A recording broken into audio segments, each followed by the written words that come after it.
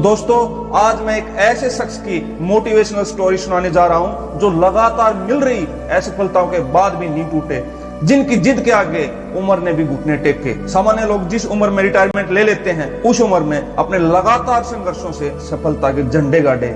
जो महज 7वीं पास थे, जिनके पास न कोई टेक्निकल डिग्री थी, ना प्रोफेशनल डिग्री थी, ना ही पैसा था, और जो 1009 बार नकारे जाने के बावजूद तमाम संघर्षों, मुसीबतों, निराशाओं से निकलकर भी आसमान की बुलंदियों को छू लेता है।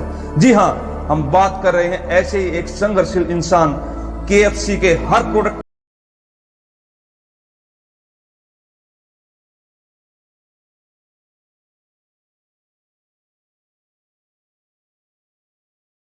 लेकिन कर्नल सैंडर्स की संघर्षशील कहानी जरूर पसंद आएगी, क्योंकि जितना संघर्ष कर्नल सैंडर्स ने किया शायद ही किसी ने किया होगा। जितनी असफलताएं उन्होंने देखी शायद ही किसी ने देखे होंगे। उनका जन्म 1890 में अमेरिका के इंडियाना प्रांत में हुआ था। वो महज 5 वर्ष के ही थे तो उनके पिताजी की मृत्यु हो गई। उनके घर की आर्थिक हालत बहुत कमजोर थी, इसलिए उनकी मां ने एक टमाटर फैक्ट्री में नौकरी करनी शुरू कर दी। घर पर सैंडर्स पर उनके 2 छोटे भाई बहनों की जिम्मेवारी आ गई। उनको दिन में खाना खिलाना, उनके लिए खाना बनाना। महज 7 साल की उम्र में ही वो बहुत अच्छा खाना बनाने लगे थे। खाने में उन्हें चिकन बनाना बहुत पसंद था। जब वो 10 साल के हुए तो उन्हें घर चलाने के लिए खेतों में मजदूरी करनी शुरू कर दी। जब वो 12 साल के हुए, उनकी मां ने दूसरी शादी कर ली, लेकिन अपने सौतेले पिता के खराब व्यवहार के कारण व घरेलू हिंसा होने के कारण उनकी 7वीं क्लास के बाद पढ़ाई छूट गई। वो दोबारा से खेतों में काम करने लगे। 13 साल की उम्र में अपने सौतेले पिता के कारण उन्होंने घर छोड़ दिया और घोड़ा गाड़ियों को पेंट करने का काम करने लगे। वहां भी काम न चलता देख वो 16 साल की उम्र में अपने अंकल के पास चले गए। उनके अंकल ने उन्हें बस कंडक्टर लगवा दिया।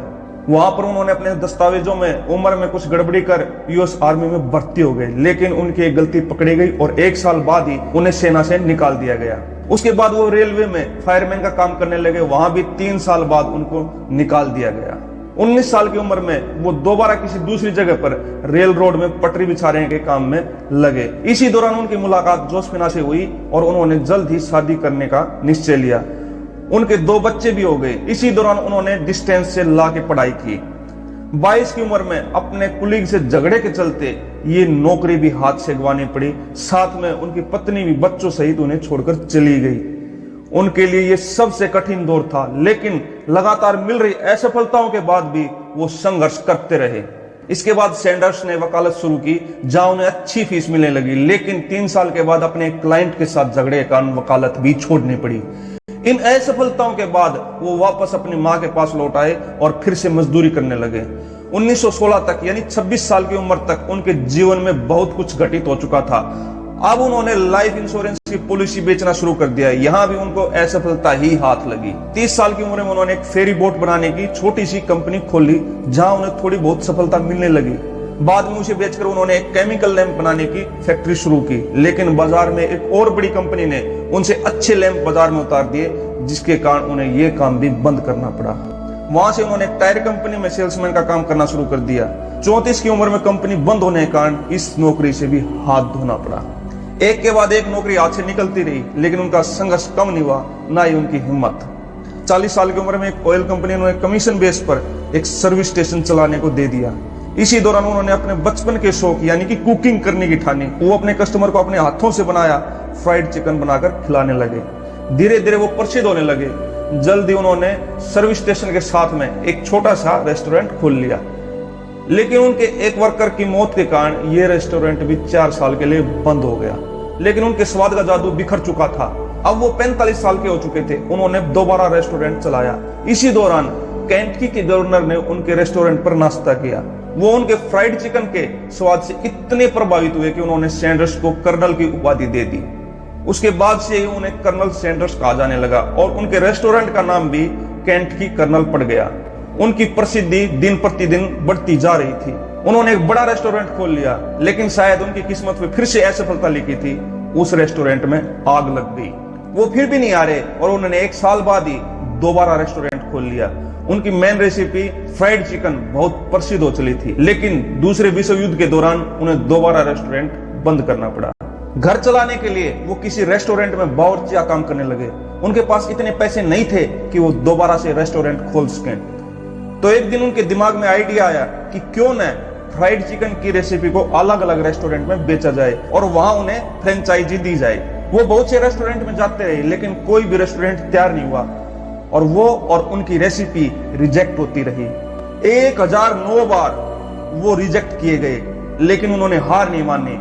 आखिरकार उनके शहर के सबसे बड़े रेस्टोरेंट ने उनकी रेसिपी को अप्रूव किया और उनकी फ्राइड चिकन की सीक्रेट रेसिपी यानी कि कैंट की फ्राइड चिकन यानी कि KFC की फ्रेंचाइजी ले ली। ये वो समय था जब वो 62 साल के हो चुके थे। पहले ही साल में उस रेस्टोरेंट की कमाई 3 गुना बढ़ गई। अब और रेस्टोरेंट भी उनकी फ्रेंचाइजी लेने के लिए आगे आने लगे। सैंडर्स भी पूरे देश में रेस्टोरेंट की तलाश में घूमने लगे। वो अक्सर कार की बैक सीट पर ही सो जाया करते। उनमें एक नया जोश आ गया था। हालांकि शरीर अब उनका साथ नहीं दे रहा था, उनकी फ्रेंचाइजी देने की सोच काम कर गई। लोग फ्राइड चिकन के दीवाने हो गए। KFC फास्ट फूड की पहली इंटरनेशनल चेन बनी। 1964 तक उनके करीब 600 आउटलेट कनाडा, UK, मैक्सिको और जमैका में खुल चुके थे। 1969 तक अमेरिका की स्टॉक एक्सचेंज में उनका नाम गूंजने लगा। वो कंपनी के खुद ही ब्रांड एम्बेसडर थे। हर एड में उनकी फोटो यूज होने लगी। आज भी KFC के हर प्रोडक्ट पर उनकी फोटो नजर आती है। 16 दिसंबर 1980 को 90 साल की उम्र में वो दुनिया को छोड़कर चले गए। उस समय तक KFC के करीब 6000 आउटलेट्स 48 देशों में खुल चुके थे और आज की बात करें तो KFC के करीब 120 देशों में 25,000 से ज्यादा आउटलेट्स हैं। तो कर्नल सैंडर्स की ये कहानी हमें सिखाती है कि जिंदगी में बार बार हार मिले तो जीत का रास्ता कैसे तय करना है। जब भी बार बार मिल रही असफलताओं से परेशान हो जाओ तो ये कहानी जरूर याद कर लेना। तो दोस्तों, अपने लक्ष्य को, सपने को या किसी खास हुनर को पहचानिए और उनको पूरा करने की शुरुआत कर दीजिए और तब तक लगे रहें जब तक कि आप सफल ना हो जाएं। यदि आपको इस मोटिवेशनल स्टोरी ने कुछ इंस्पायर किया है तो इसे शेयर जरूर कीजिएगा और ऐसे ही मोटिवेशनल स्टोरीज, मोटिवेशनल वीडियोस के लिए हमारे चैनल को जरूर सब्सक्राइब कीजिएगा।